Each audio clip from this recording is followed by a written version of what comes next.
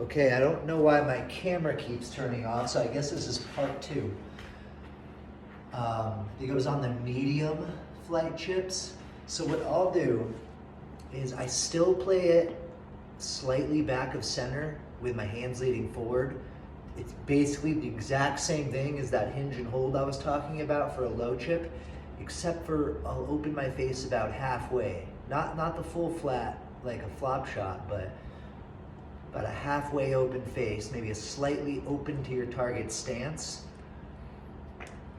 And it's still that hinge and hold move, but it produces more of a medium flight with a ton of spin. Right here, a little open. Just let gravity do all the work. Oh, that was so crispy. That would have doink, doink, probably spun back from 50 yards. That, you see pros do that a lot. Kind of that hinge and hold with an open face. That is the spinner. Always letting gravity do the work. I know I talked about this in part one, but everyone is trying to use their muscles to get the ball in the air, and that's what the loft on the golf face is for. All right, this one should be a little lower. Nice low driving spinner. Everything is just square, square, square, hands forward, ball in the back.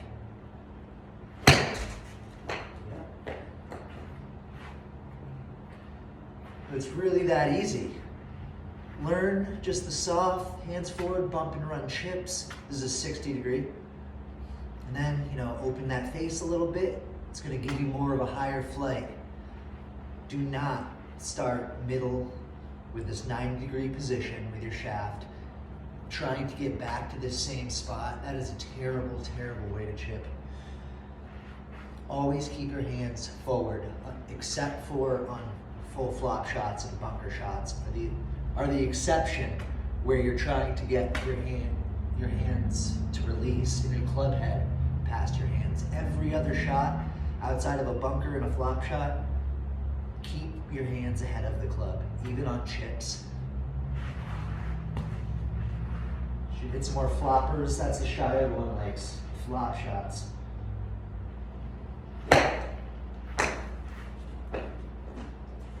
And one thing that I do all the time is when I'm practicing chipping at my local course, I don't go to a flat lie.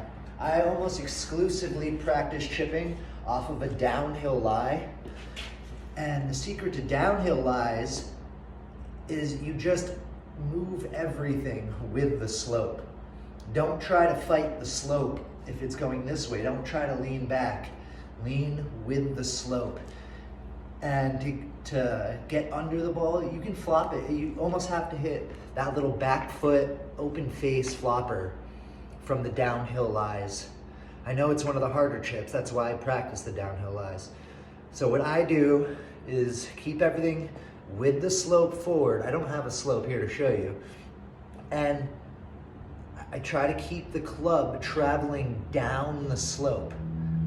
It kind of goes with another video just on level shots, trying to keep the club head traveling as low to the ground as possible and not picking it up, keeping it low. You need to exaggerate that even more on the downhill. You need to feel like your club is going down the slope underneath the ball.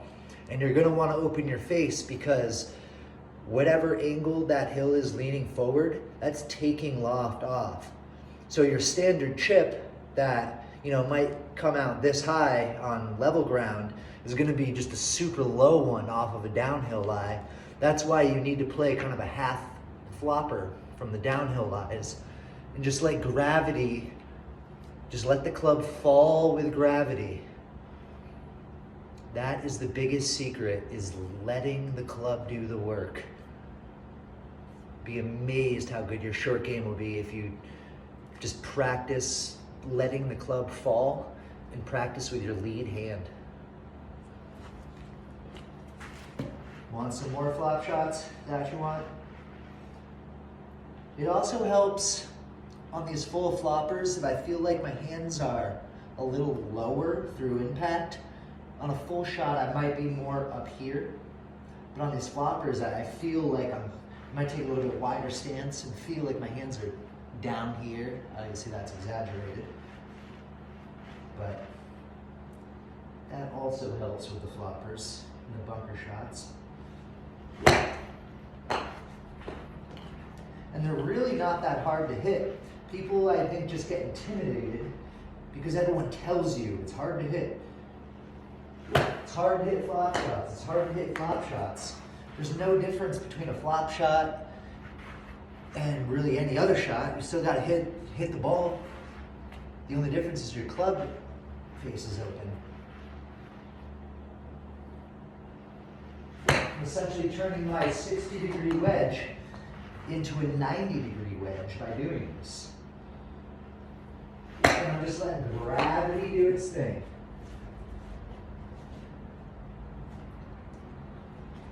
Never fight gravity.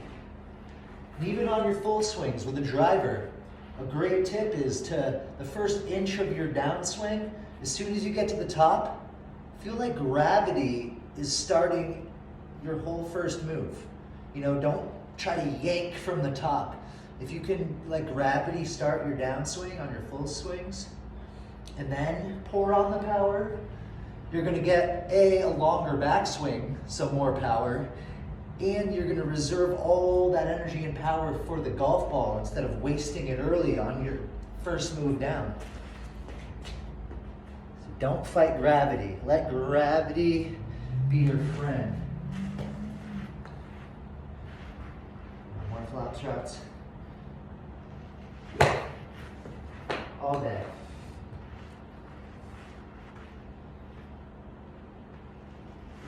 Oh, there's a skull. See, that's why you don't rush in golf. And obviously I'm just in here messing around, but on the course, you'll never see me play well and be outside of my pre-shot routine on different shots. Have a routine that works for you. It doesn't have to be the same as anyone else's, but find a pre-shot routine, especially when you're playing, and do it every single time. Maybe a single swing thought. Like a swing thought I know that's really worked well for me is just focusing on, you know, that 1 inch in front of the golf ball and trying to, you know, make a divot just in front of the ball. And when I want to draw it, I'm imagining my divot is just pointing a little more right